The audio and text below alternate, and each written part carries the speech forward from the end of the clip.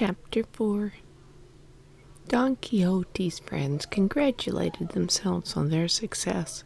He was quiet, he said nothing about knights or guests, he was cured. Don Quixote himself was busy persuading a neighboring farmer, Sancho Panza by name, to come and be his squire. This Sancho Panza was a good man, but like so many good men, he was rather simple. "Now, my good friend Sancho Panza, if you come with me, why, at any moment I will win an island from the hands of an evil enchanter or a giant, and I will place you there as its governor. Your fortune will be made. Think how pleased Mrs. Panza will be." "Acorns were good till bread was found," Sancho replied. Don Quixote sighed. Sancho Panza was a good man, but he was rather too fond of proverbs. "But I am not offering you bread, but cake. What are acorns compared with that?" "Well, better a dirty child than to bathe one," said Sancho. "What on earth does that have to do with anything?" cried Don Quixote. Then he apologized, for even a proverb-pouring squire was better than no squire at all, and gradually Don Quixote persuaded Sancho Panza to leave his wife and children and to seek his fortune on the road. Still he gave his niece no hint of what was in his mind. He patched up his armor secretly, stockpiled clean shirts, money, and some food.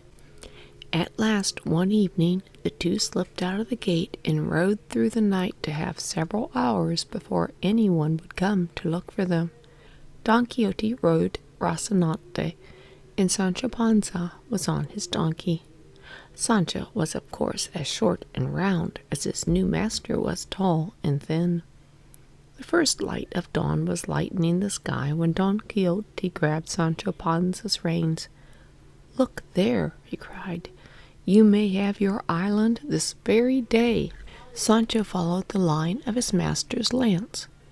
There was a windmill on the brow of a little hill. The sun was just coming up behind it and making it glow pink.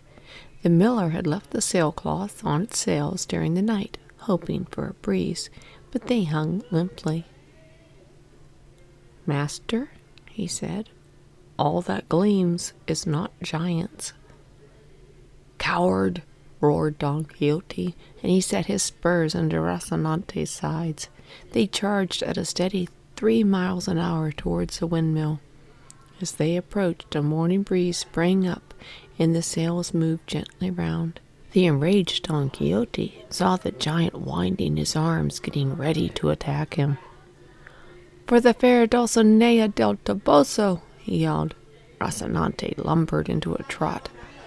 The wind strengthened. The sails swept round faster, catching Don Quixote a blow on the side of his head that knocked him to the ground. "Master, are you all right?" Don Quixote looked up and saw the windmill sails circling around.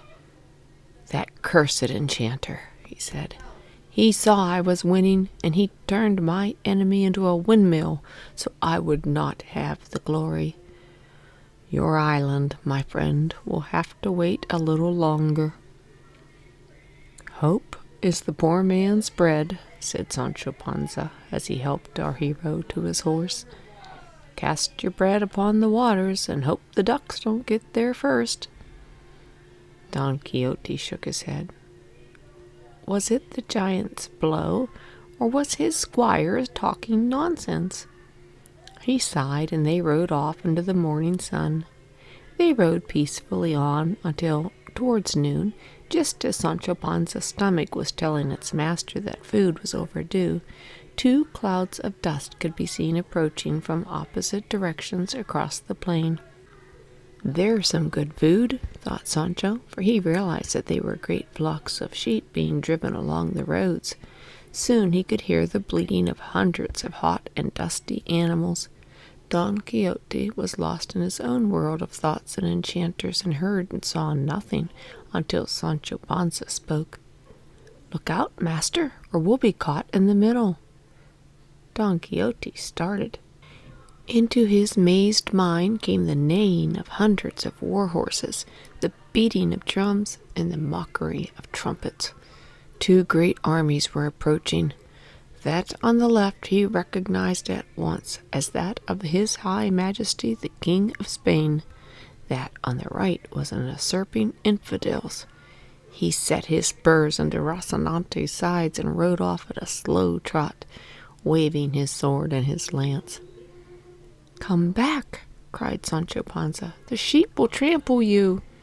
The shepherd saw a huge figure loom up out of a cloud of dust, threatening their sheep with his horse's hoofs. They fitted stones into their slings and they let fly. The stones hailed on Don Quixote's face, knocking out several teeth, bruising his hands, and tipping him off his horse. He lay stunned on the ground while sheep rattled their hoofs over his armor. Sancho Panza yelled after the shepherds, "You did not have to be so violent. Couldn't you see he is no sheep rustler, but the knight of the dismal face?" Don Quixote sat up. "What did you call me?" "I meant no harm, master, but you looked so sad lying there with your teeth all around the ground and your face as long as a sermon that it just came out." "It was put into your mind by a good spirit," said Don Quixote. "All famous knights had nicknames like the Knight of the Valiant Sword. I will have mine painted upon my shield. Now help me up and on to Rocinante, and let us be on our way. Such setbacks just prove that there are great deeds for me to accomplish." And so the Knight of the Dismal Face rode on with his faithful squire riding politely behind, so that Don Quixote would not hear him laugh.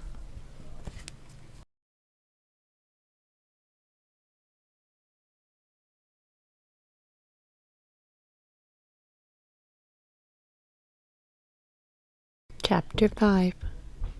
Later that day, in fact, so much later that it was quite dark, and especially dark as they were now riding through a thick forest, our two adventurers were looking for shelter for the night. No new adventures had come their way, and Sancho Panza had rather been enjoying the pleasures of an idle life riding through the countryside rather than toiling on his small and stony farm. Don Quixote did not stop for food and drink as often as Sancho would have liked, and it was now clear that they would find no comfortable and friendly inn that night. Their adventures on the way had delayed them too much. "Master, I hear water falling," Sancho said. "At least there will be some sort of drink for us here." Don Quixote agreed that a mighty waterfall must be close by, and they encouraged their weary animals on. Gradually the roar that they had thought was that of a waterfall separated into different noises, and Sancho began holding his donkey back. Under the sound of pouring water was the regular rhythmic thump of some mighty giant beating an immense sword on an anvil, a sword that would slice through them without any hesitation. Not just one giant beating his sword, 6 giants. There was a clanking of chains, as though hundreds of captives were waiting to be cooked for the giants' suppers as soon as the carving knives were finished. The leaves in the trees above them sighed, as if sad at the awful fate that they were riding into. Don Quixote stopped and listened. He, too, could now make out the different sounds. "Tighten Rocinante's girth, squire. I am going to charge and free those poor prisoners. This is the adventure that the enchanter was trying to keep me from all day." Sancho begged and pleaded, but Don Quixote was determined. At last Sancho decided that he must save his master from himself. While he pretended to tighten the girth of Rocinante's saddle, he really tied his front legs together with his halter from his own donkey. "There, master, fools rush in." Don Quixote set his spurs into his tired horse's side. He tried to trot, failed, jumped a little into the air, and Don Quixote bumped down upon his bony back. Several times he tried. "It's the wicked enchanter," cried out Sancho. "He who rides a tiger is afraid to dismount." "Curse your proverbs, Sancho," shouted Don Quixote. "They are never to the point. Am I to bump up and down all night while you talk rubbish?" "Then sit still, for can't you see Rocinante is bewitched? Sit still while I talk rubbish." "I will sit still, and you will be silent," said Don Quixote. And so they stayed, Sancho Panza in terror, Don Quixote in anger, as the noises continued all night. Before it grew quite light, Sancho untied the horse's legs so that the master would not know that he had tricked him. As the morning sun came down into the leaves, making bright patterns of gold, the two of them rode towards the noises. Don Quixote had wisely decided to investigate before charging, since he no longer had darkness to add surprise to his attack. Even the most valiant knight must use some cunning when facing 6 giants single-handed. At the edge of the wood they stopped. The ground fell away in front of them and rose again on the other side of a narrow gorge. A waterfall fell and thundered and sprayed rainbows in the sunlight opposite them.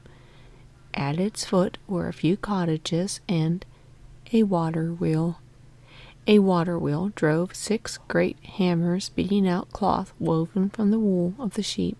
Sancho Panza gazed and then glanced at his master. Would he still see giants?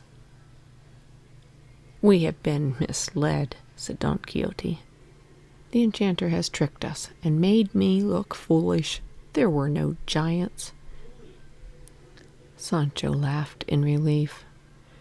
"Day has eyes, night has ears, and the donkey has the longest ears of all." Don Quixote swung round. "Are you calling me a donkey?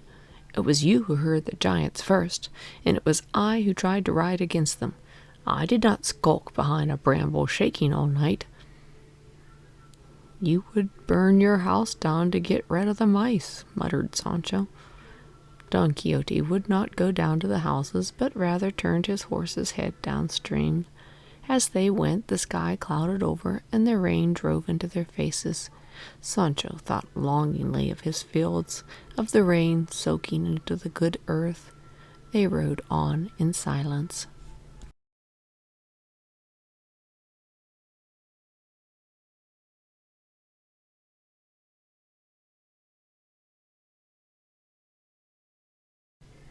Chapter 6. The rain fell steadily, and so did Sancho Panza's spirits. The more water there was around him, the further away the island he had been promised seemed to float. It is difficult to believe in heroic deeds and great rewards with rain stinging your eyes and trickling down your neck. Don Quixote was quiet too. If the great enchanter kept up his tricks, how was he to achieve glory? So the bedraggled pair rode on in silence on their miserable beasts. Towards noon the clouds broke and the sun beamed down. As their clothes steamed in the heat, their gloom lifted. Don Quixote raised his eyes and saw a knight wearing a golden helmet riding towards them. Sancho Panza raised his eyes and saw a village barber riding his donkey, and this, of course, is who it was. A few small villages provided enough work for one barber between them, and so he rode from one to another, taking his tools with him. A brass basin is essential for saving, but it's an awkward thing to carry, especially in the rain. If you put it on your head, your hands are free and your head is dry. Don Quixote set his spurs to Rocinante and charged at a modest trot, shouting as he went. The terrified barber left off his donkey, dropped its basin, and ran as fast as he could, which was rather faster than Rocinante could manage. His donkey ambled on calmly. She knew where she was going, and madmen in fancy dress weren't going to upset her routine.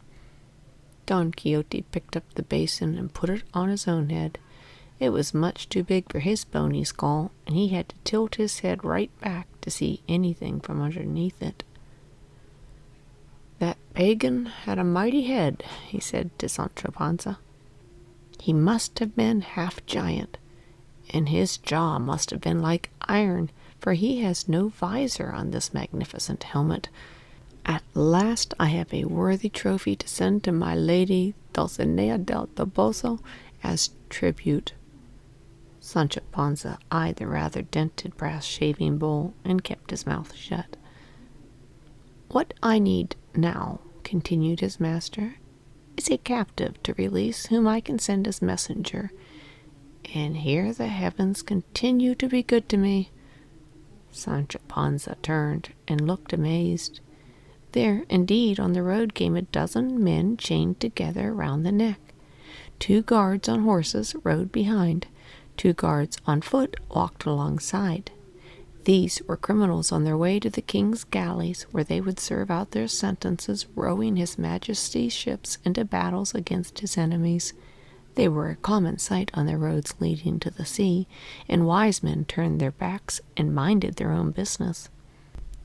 "I am the redresser of wrongs, the helper of the oppressed, the knight of the dismal face. I come to release you from your bonds." And he charged. The guards laughed as Don Quixote lumbered up, waving his sword, but the criminals seized the moment to break the chain, which was rusted through from long years of walking to the sea.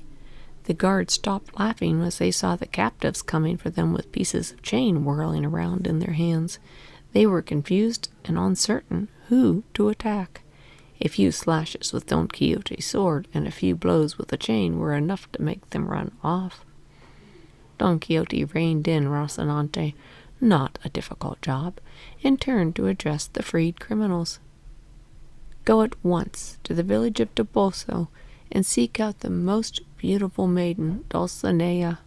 Tell her who has freed you and present to—" "We're off," said the ugliest of criminals. "They'll have a search party out for us in an hour or so. Scatter, each a different way." "Stop!"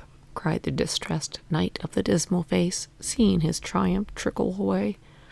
"I command you, you are mine now, until such time as I choose to release you from your obligation to me." The criminals did not hesitate. As one man, they bent to the ground in what looked like an act of homage to their new master. Next moment, stones flew at Don Quixote from all directions, knocking him from his horse and further denting his golden helmet. Then they were all gone, and master and squire were once again alone on the plain, with nothing but a few more bruises to show that anything had ever happened. "Sancho Panza," said Don Quixote, "you must take this golden helmet to Dulcinea del Toboso. We will look for some lonely spot with a spring of clear water where I may wrestle with demons in prayer and fasting until you return."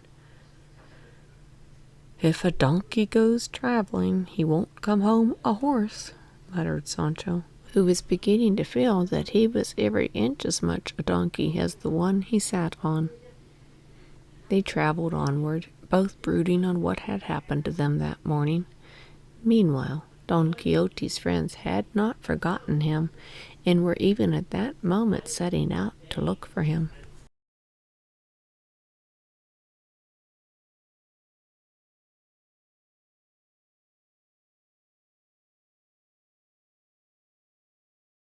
Chapter 7. An inn sat invitingly by the side of the dusty road. It was a welcome sight to travelers on that dusty road. It tempted them through its doors. In through one door of the inn parlor walked Sancho Panza, carrying a dented brass bowl. He had left his master by a fresh spring in a woodland clearing. Don Quixote had taken off his armor and was sighing and groaning, lamenting his unworthiness and pleading for help against the malicious enchanter who was hindering his every effort to win glory as a knight-errant. Sancho was supposed to be on his way to deliver the golden helmet of the defeated half-giant to the beautiful Dulcinea del Toboso, but he planned to spend a day or two comfortably in the first inn he came to, with the bowl pushed quietly under the bed. In through the other door came Master Nicholas the barber and Father Thomas the priest in their search for their friend, whose real name I have never told you. It had been very easy for them to follow his trail, for every village had a story about him and knew where he might be found, though he seldom was. They were beginning to feel that they would just miss him forever, and would do better to sit by the side of the road in hope of his passing. "Sancho Panza!" exclaimed Master Nicholas. "How came you here? Where is your master, our good friend?" "You had better call him Don Quixote," Sancho replied, "for he'll have no other name now." "Where, my son, is Don Quixote, then?" said Father Thomas, a little impatiently. His shape was not suited to donkey riding, and he had missed his siesta. "Have you two parted company?" Sancho Panza told them of what had happened. In the telling, it seemed to him that he had been foolish to believe Don Quixote's promises. All he had gained was a few bruises and a battered barber's bowl that Master Nicholas wouldn't take even as a gift. He soon saw that his master needed to be taken home and protected from himself. "But there is no way we can do it but by trickery," he said. "He has the strength of a wild beast and is determined on his adventure. If the lion's skin cannot, the fox's will." He ended with a proverb whose meaning, for once, was clear to his listeners. "But what trick?" asked Master Nicholas. "Deceit is sinful," said Father Thomas. "Better a lie that heals than a truth that wounds," said Sancho. "A fish is soon caught that nibbles at every bait." "What bait?" asked Master Nicholas. Once Father Thomas had overcome his scruples, he knew what bait to use to catch the knight. He, too, enjoyed a good story of knights and their deeds, and had often talked about books with Don Quixote. He knew that every knight had first to answer the call of a damsel in distress, whatever else he might be doing. But where could they find a damsel, and in what distress? After many hours of argument and many drinks, their plot was complete, and a strange procession set out from the inn. Sancho Panza was in the lead on his donkey. He knew the way to go, and he could only keep a straight face by having his back to his companions. Two figures rode on donkeys behind him. One was a rather round and not very young or beautiful, a maiden dressed in clothes borrowed from a maid at the inn. Father Thomas with a veil over his dark stubble. The other was her squire, a man whose beard was strangely straggly and attractive to flies. Master Nicholas with a cow's tail on his face. They heard Don Quixote before they saw him. His cries and groans were hoarser now. Sancho Panza rode on ahead to warn his master that a lady was approaching to seek his help. It would not be fitting for her to find him as he was. A knight-errant should be a man of dignity. So when Sancho led the priest and the barber forward, they found the knight dressed in his armor sitting on a rock by the water's edge. Father Thomas threw himself at Don Quixote's feet. "A boon I crave, O knight of the dismal face. Your fame has spread throughout the land, and no one but you can help me. I will not leave this spot until you grant my request." "Speak, fair maiden," said Don Quixote.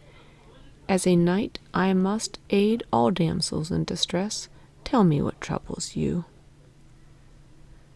"You must know that I am Princess Micomicona, the rightful ruler of Micomicon, a rich land far across the wide sea. An usurping giant has come and taken my country from me, and by his evil spells has kept my people in subjection. Do come and slay the monstrous creature and set my country free, and you may have half my kingdom and my hand in marriage." "My hand is not mine to give," said Don Quixote, "but belongs to my lady Dulcinea del Toboso. All I would ask as reward is that a messenger should be sent to her with the giant's head and a basket." Sancho Panza was enraged by this. "I will accept half the kingdom, but not the hand, for I am wed already, and one wife is enough for any man." Master Nicholas kicked Sancho to remind him who the princess really was, and that there was no kingdom to have half of. "He that has nothing to lose," Sancho muttered, "but a promise of half of nothing is better than nothing at all." The bait was swallowed, the fish was hooked. As they rode off back towards the inn, an unfortunate accident occurred. The priest's donkey, unused to carrying a stout lady riding sideways on his back, bucked him off. Father Thomas lay on the ground moaning. Master Nicholas rushed over to see if his friend was hurt. The donkey lashed out. His heels just missed the barber's face, but pulled his false beard off. "Oh, wonder!" cried Don Quixote. "See how smoothly the donkey has shaved you." The horrified barber rolled over with his hand to his face so that he should not be recognized. He picked up the cow's tail and held it to his face, muttering, "That spell should replant the hairs." Don Quixote was lost in wonder. "The world is a stranger place than we know," he said. "Donkeys are barbers and squires are magicians." "And barbers are the biggest donkeys of them all," said Sancho Panza quietly. "And they learn to shave by shaving fools." He continued muttering and grumbling all the way to the inn, for he felt he had somehow or another been cheated out of half a kingdom by Master Nicholas.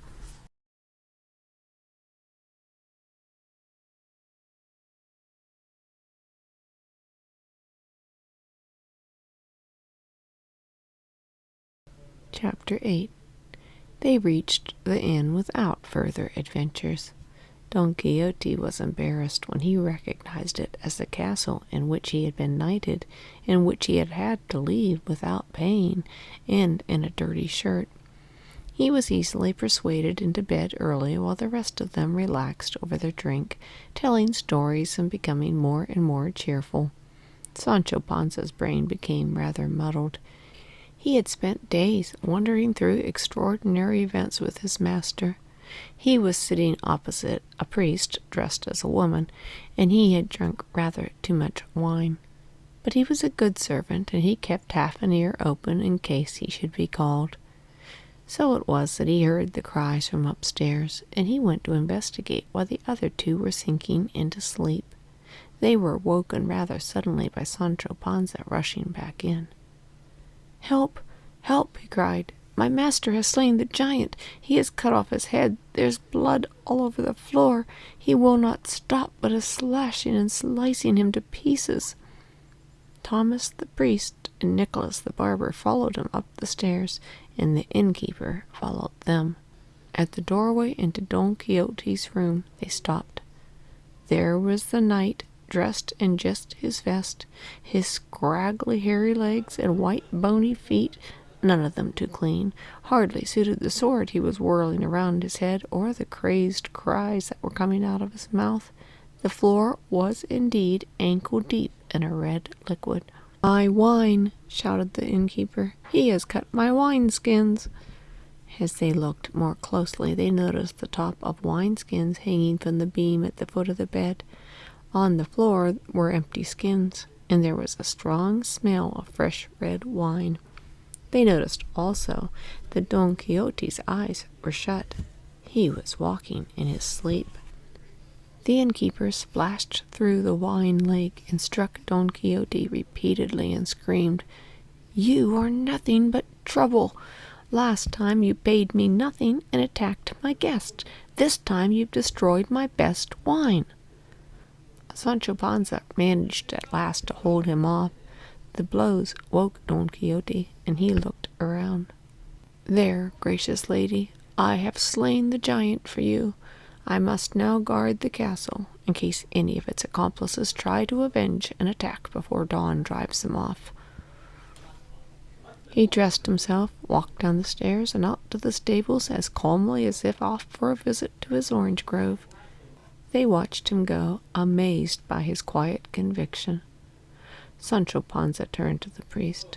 "Princess, Even if my master refuses your gift, please remember me. He who gives quickly gives twice, as the saying is, and it's a good goose that is forever dropping an egg." "Goose indeed," said Nicholas, and pushed Sancho onto the bed. The wine he had drunk closed his eyes, and immediately he fell asleep and dreamed of the great riches he would have. Thomas took off the maid's clothes and spoke to the innkeeper with all the authority of his priesthood. "You are at fault here, my son. It is a grievous sin to put so much temptation in the way of your guests. By storing wine in a bedroom, you are tempting them to steal and to drink too much. You are the greater sinner." The innkeeper was sufficiently awed by the priest, and said no more about payment for the damage.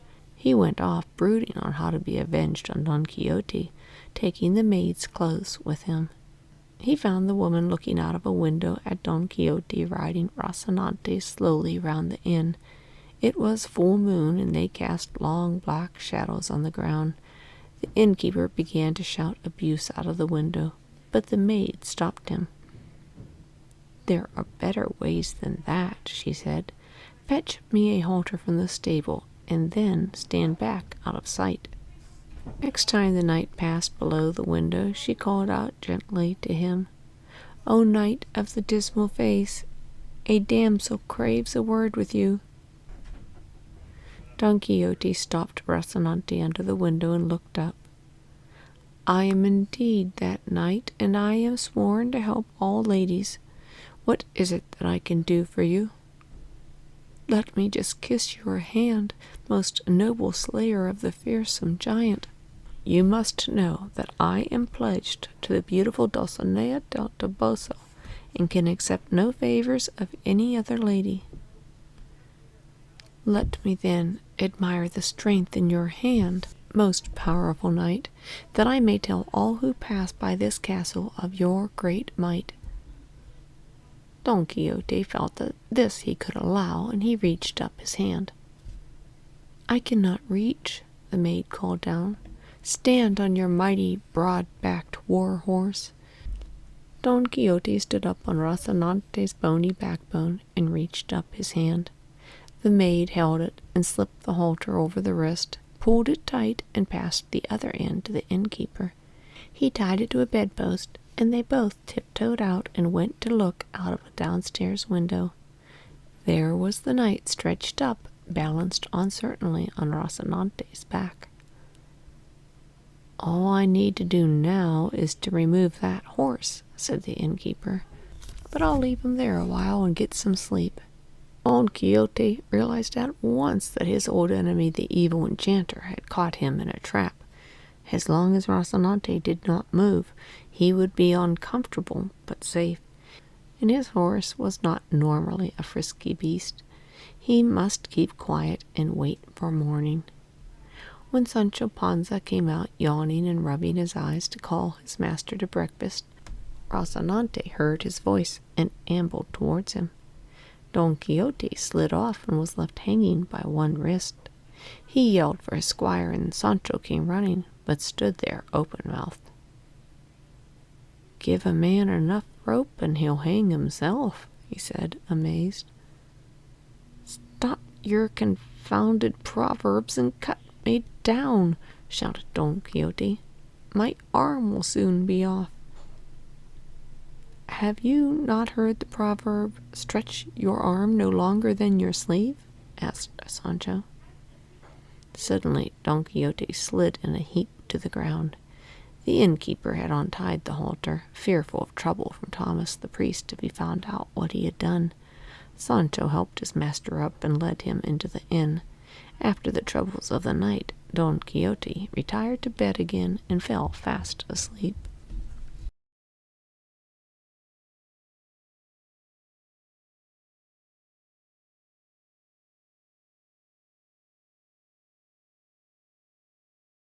Chapter 9. Don Quixote's 3 friends had now to devise some new scheme to trick him home, since he firmly believed that he had slain the giant and restored the Princess Micomicona to her lands. They could think of no tricks at all, and decided that they would have to use force.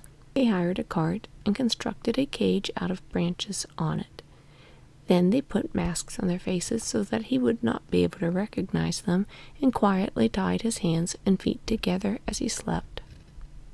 They carried him gently to the cart, making noises like the waves on a seashore, so that he might dream he was at sea and not wake. So in the morning, Don Quixote found himself on what looked at first like a bramble bush. Then he realized he was lying on planks, not earth. He sat up and saw that he was caged up on a cart outside the castle. "Oh, the trials my evil enchanter has prepared for me," he groaned. "But I will come through with glory in the end." And he lay down patiently to wait for whatever would happen to him next.